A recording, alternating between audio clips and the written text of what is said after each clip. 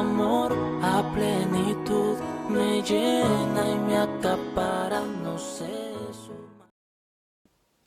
Bom dia!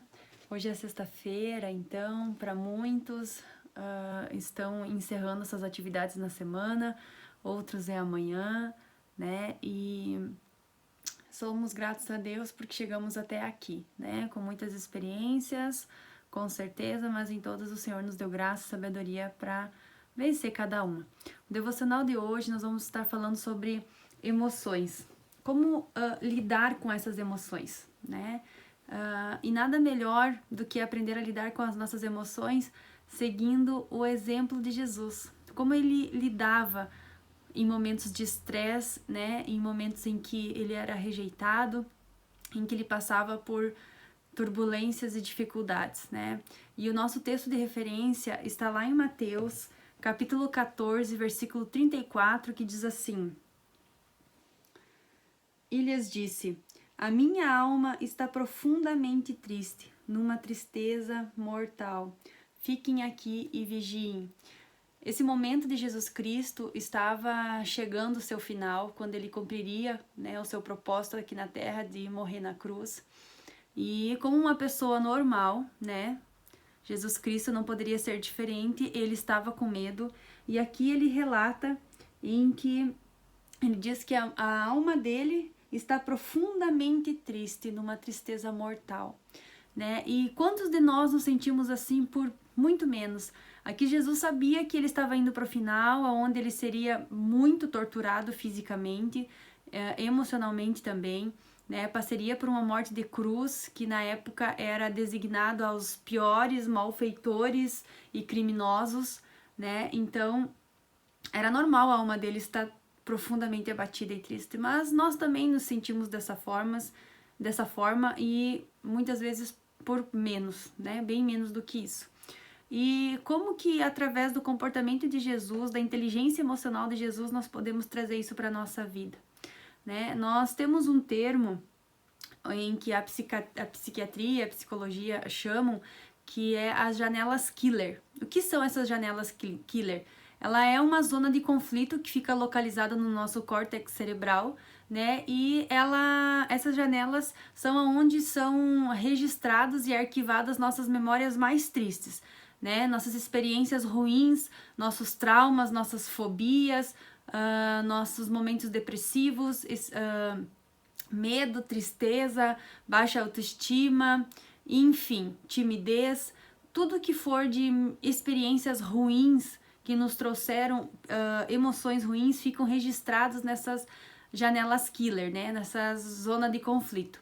E no inglês, killer significa assassino, ou seja, essas janelas, elas têm o poder de matar o nosso emocional, né? De acabar, roubar com a nossa saúde emocional. Elas não nos matam fisicamente, mas elas conseguem nos matar emocionalmente, né? E quando uma dessas janelas se abre, o que acontece?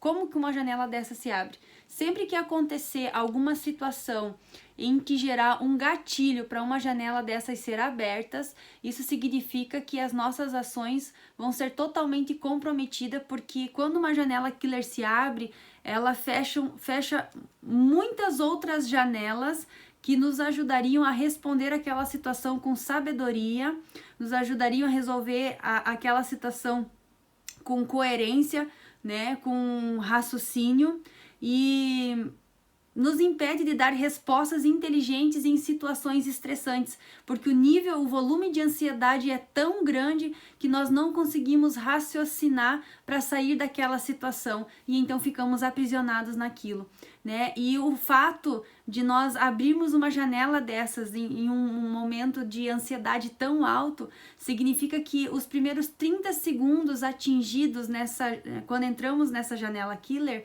faz com que os pais cometem os maiores erros da sua vida com relação aos seus filhos e também os casais com relação a si próprio, né? Então, nos primeiros 30 momentos em que entramos nessa janela killer, nós falamos coisas que podemos traumatizar os nossos filhos, ou falamos coisas que podemos magoar profundamente o nosso cônjuge ou qualquer outro tipo de relacionamento que estejamos passando naquele momento.